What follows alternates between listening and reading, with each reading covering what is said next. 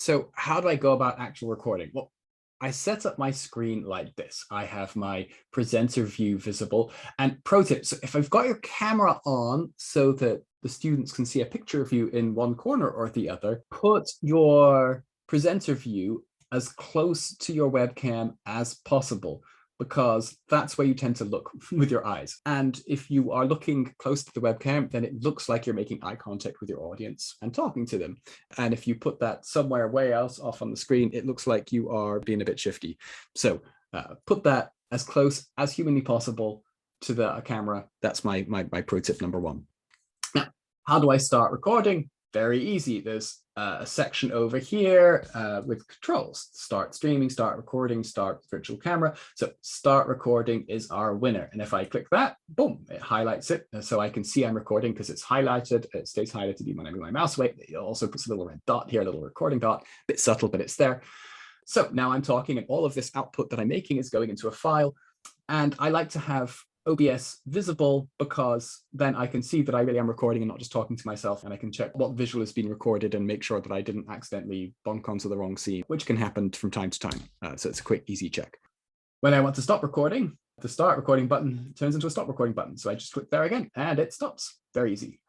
Now, it's easy, but it can be even easier because when you're talking and you're in your flow and you're going blah, blah, blah, blah, blah, and you're belting through your slides, and then you get to the end and you go, oh, wait, I see my red circle, I need to stop. You have to start fishing around here for this stop recording button.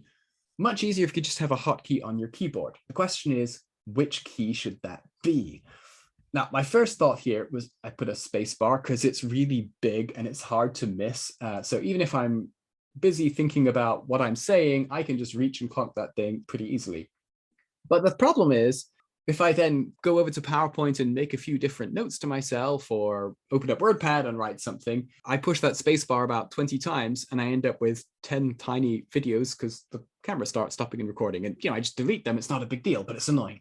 So pro tip number 2, I gravitated to this button over here because you don't really use it for anything else. You never press it when you're not recording. And it's pretty easy to find because it's in the corner. You don't have to stare at your keyboard for a long time to find it. You can just reach and hit back that thing. So here's what I'm going to do. I'm going to do that right now here. I'm going to go here. I'm going to click studio mode settings, and then it'll pop up the menu in a second. My computer's a bit slow. All this recording is hard work for it. By the way, if I want to change where the output goes, I can select that. Where the videos record, I can set a path for it. But right now I'm worrying about hotkeys. So there's different things here, quick transition, stop streaming, start recording. So I'm just going to put the button I want here and then stop recording and push the same button. Okay, and now I have those set up. So now if I hit that button on my keyboard, whoa, I have started recording. And if I push that button again, whoop, I have stopped recording. Bang, bang, boom. Very, very easy. There's kind of no mucking about. You just start and stop very easily. So the question then is, where have those files gone? And I kind of showed you what the default directory is. The easiest place to find that is to go to File, and the first option is Show Recordings. And if I click that button, boom, look, there's the directory. And look, I have 2 recordings in here already because I've started and stopped twice already in this little talk. Now, if this was me recording a real lecture with OBS, I would be double-clicking on those videos to play them so I could watch it back and realize that I'm waffling on and I need to tighten it up, or that it's quite good and I want to keep it. If I've done 8 takes in a row and I've got a whole stack of these videos, it names them by time. So the last one that you recorded, your last take, which is usually the best one, right, will be the last file and list. So this is the most recent file. So I know if my first take wasn't any good, I just delete that one. And then this is the take I want to keep. So what I will do is rename this file.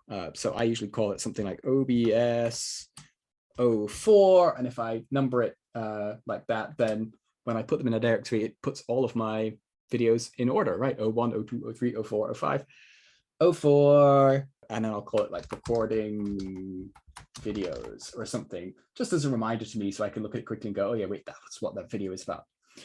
When I get to the end of my lecture and I've recorded all the videos I want to record and I have all my nicely named videos, I just select them all and I copy them to whatever permanent folder I want to be their home, and then I'm done. And I can upload them to YouTube or to the Free University portal or wherever. Only last thing I'm going to note really quickly is that these are saved as .mkv files. That's a video format. It works just fine. It turns out you can upload to YouTube, you can upload to the video portal of the university's one, and it will play quite happily either way. So you might not recognize that format, but just don't worry about it.